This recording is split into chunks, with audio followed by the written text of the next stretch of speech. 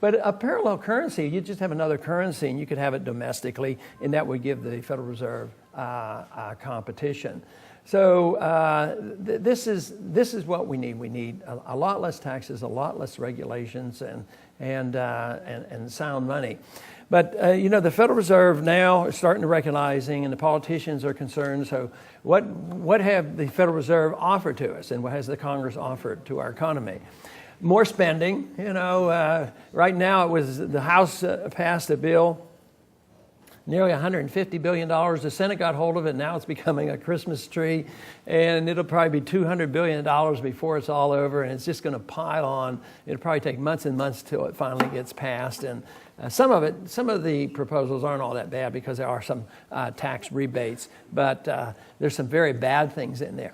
When you get into the breaking down of a bubble, the most important thing you do is nothing, so that the correction can come, and you liquidate the bad debt and the bad investment so we can go back to work again and people start saving again. But we're doing exactly the opposite. We're propping up all the bad investments. So there's all this bad investment, artificially prices in houses, and they are correcting. But what we're doing is desperately trying to keep it from correcting. So one thing they had in the House bill was this is why you can be convinced the people in Washington are really very concerned about the poor people and make sure they don't lose their homes.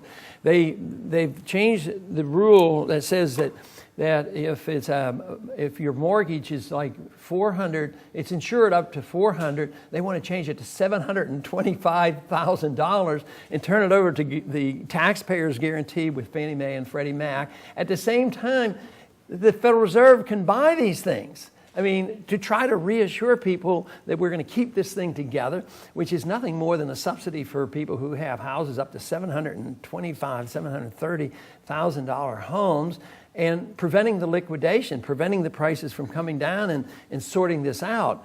But this way, they just are absolutely doing the wrong thing. So what does the Fed do? The Fed comes along and say, aha. They don't say, well, we really messed up. We caused all this problem by inflating the currency and debasing the currency. What can we do today? Well, let's inflate faster. So they announced, last week, 8 days ago, they said, well, they had this dramatic three-quarter drop in the overnight rates, and then again yesterday a half. And the stock market yesterday was rather dramatic. Rates went down. That's good. The market jumps up 200 points, and then quickly they reassess it, and the market drops back right where it was again. So that's how desperate they are. Panicked. I am sure the President's Working Group on Financial Markets, they're burning the midnight oil, and they're out doing everything in the world behind the scenes. And I'll bet some of it's not exactly moral, ethical, or legal, but it's just like how they might prop up the dollar value by keeping the gold price down. They can do a lot behind the scenes, and it would be very hard for us to know what to do. I can't find a thing that they do in the Exchange Stabilization Fund and what this committee working group on financial markets do.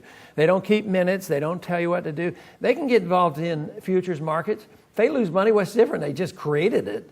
And there's probably no way you can find it because they keep no records on this. And the Exchange Stabilization Fund is nothing more than a big slush fund. And actually, the law in the 30s permitted them to manipulate and buy and sell gold. And so I don't doubt for a minute that they're always trying to do something to hold these markets together. But in spite of all the power and clout they have, markets turn out to be more powerful than even the Federal Reserve and the Treasury and all governments, because real value is what wins out in the end. But I wanted to read a little quote here from the text of the Federal Reserve statement that they put out yesterday, because I think it tells you exactly where they're coming from and demonstrates why it gives us an example on why we shouldn't be too optimistic about them solving our problem. They're talking about the inflation, and they said the committee expects inflation to moderate in coming quarters, but it will be necessary to continue to monitor inflation developments carefully. That's so brilliant. But what are they talking about? But what are they talking about? They're talking about the CPI, and if they can, and the gross national product. The gross national product numbers, when they finally go down, you can assume they're really going down because they don't have that much meaning. You know, if you buy a bunch of bombs and helicopters, it goes into the GDP. And what if they go over and the helicopter gets shot down and the bombs just got blown up? Oh, the GDP went up. I mean, it makes no sense whatsoever. If you remember about Instead of What in Henry Hazlitt's book, where would these billions of dollars been spent if we didn't spend them overseas blowing stuff up? They'd be spent here maybe on medical care or something, or maybe sound financing where people would really own a house. You don't know exactly where that money would have been spent. But this to me demonstrates that they want you to think, you know, about the prices. Because what did he do? What he was doing was inflating like crazy yesterday. He was speeding up the printing presses. He said that interest rates will go down even lower. How do they lower interest rates? By printing more money. That's our problem, is the debasement of the currency. So this monetary policy, to me, is very, very important. And to me, the most interesting thing going on in this campaign is I don't get to talk about the Federal Reserve to the extent I've just done, but barely mention it at college campuses. And it astounds me that some of the loudest applauses comes on college campuses when I badmouth the Federal Reserve System. So there's something going on where young people are catching on and know something about it. So maybe Austrian economics has infiltrated, you know, into the next generation, and that to me is very good.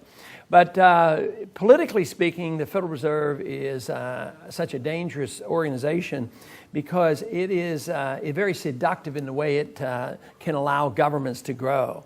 Because there seems to be a natural tendency of some individuals who are in government to always want to expand the government power and always control people. And this was certainly the motivation in 1913 to have the income tax and the Federal Reserve come in. And of course, government has grown by leaps and bounds, and especially since 1971. But there's a limit to the taxation. There's a limit to the borrowing. But it seems like it's unlimited when you monetize the debt and just send the debt over to the Federal Reserve. But it is seductive in the sense that in Washington, you can keep the government growing. This past budget that the House and Senate just passed at the end of the year, they were fighting and over the final budget. And the Republicans wanted more spending overseas, more for war. The Democrats wanted more for the welfare system. So instead of cutting each area, they compromised and they raised in both areas. And they didn't have to worry about what if they had to collect enough revenues for that. The people would have rebelled. If they would have had to borrow, the interest rates would have gone too high. But if they could monetize it, you know, and allow creation of credit, then they could get away with it. So Greenspan, many years ago in the 1960s, wrote about this, how the Federal Reserve is really a culprit, you know, in the growth of big government. And, of course, that was back when he was a gold standard person. But I'm convinced, though, that something's going to give, that we live in a very, very important time, that we who want to talk about these issues, sound money and true free markets, we're going to have the opportunity. The big question is, are we going to win the fight? But I think that's what the campaign's been all about, is energizing people into thinking along these terms. And I would say in the last year that things have gone quite well. If you look at it in the conventional sense of getting all the support you can from the Main Street media and getting pumped up and saying that you're going to get the same amount of attention. Matter of fact, I think maybe the opposite occurs because there seems at times that they're not quite interested in hearing this message, which would challenge the military-industrial complex, challenge the banking system, challenge the medical industry, which is now a huge industry. So this is a major undertaking.